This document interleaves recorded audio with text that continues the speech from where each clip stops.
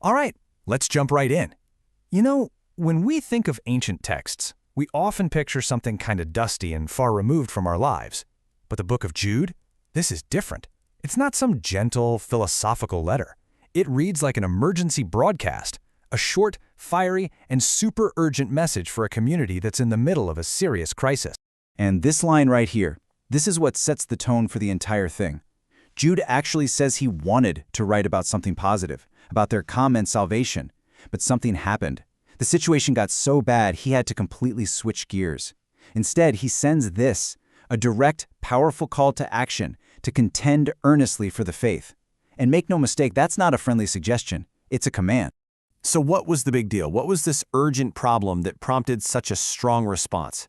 Well, Jude makes it crystal clear the danger wasn't some enemy attacking from the outside. No, it was something way more sneaky, a threat that had already gotten inside. He calls them ungodly men who have, and this is the key phrase, crept in unnoticed. The language here is so telling, isn't it? It suggests this stealthy, deceptive kind of infiltration. These aren't people storming the gates with weapons. They look and sound just like everyone else. They use the group's own language to build trust, all while, according to Jude, their real goal is to twist the community's core beliefs from the inside. And Jude is very specific about what these people are doing. He says they're turning the concept of grace into an excuse for immorality, basically a free pass to do whatever they want. They reject authority, they badmouth leaders, and they create divisions. This isn't just a few people acting out. It's a full-on assault against the very fabric of the community, the shared values, the leadership, the rules that hold everything together. To really make you feel the danger, Jude uses some absolutely incredible imagery. He calls them clouds without water. You know, they promise refreshment but deliver nothing. Trees without fruit. They look alive but they're totally useless. And wandering stars. They're chaotic, unpredictable, and headed for total darkness. It's a brilliant way to show how deceptive they are. All promise, no substance, and ultimately totally destructive. Now, Jude doesn't just make a bunch of accusations and leave it at that. He builds a case. And to really raise the stakes, he pulls out 3 huge examples from history. These are meant to be stark warnings about what happens when you rebel. Yeah, he's basically acting like a prosecutor here, and these are his precedents. He's pointing to 3 specific moments in time where judgment was, according to the scriptures, both swift and severe. He wants his audience to understand that nobody, and I mean nobody, gets a free pass. First up, he points to the Israelites who were rescued from Egypt. Now, you'd think after seeing all those miracles, they'd be set. But a lot of them fell into disbelief and rebellion out in the wilderness. And here's the crucial point. Being saved once didn't make them immune. Their disbelief led to their destruction, which is a powerful warning against taking your deliverance for granted.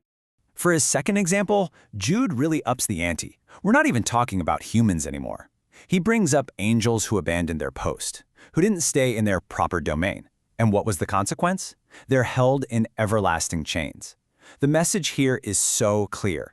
If even beings from heaven face judgment for rebellion, you can bet humans will too. And his third and final exhibit is the infamous story of Sodom and Gomorrah. Jude holds these cities up as the ultimate cautionary tale for extreme moral corruption. He presents them as a permanent, fiery example of what happens when behavior that goes against the natural order is left unchecked. So this slide really just boils it all down, doesn't it?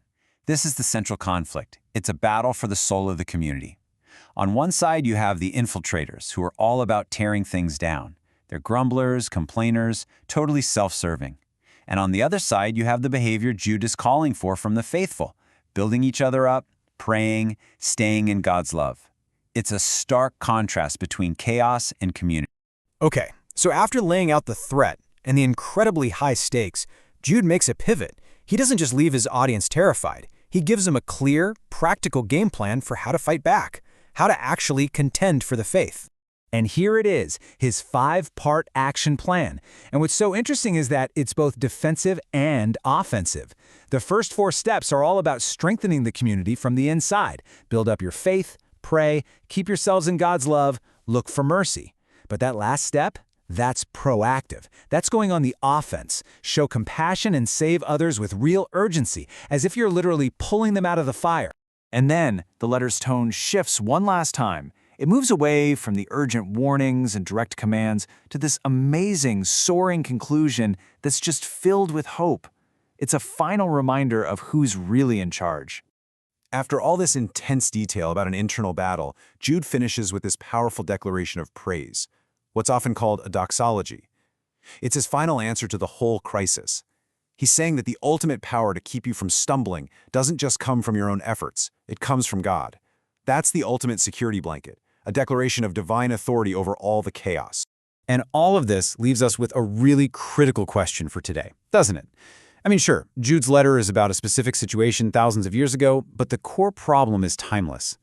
We've seen how these internal threats can use a group's own trust against it to attack its core values. It really forces us to ask, for any group, a company, a movement, a nation, how do you define and protect who you are when the most dangerous challenges aren't coming from the outside, but from within your own ranks?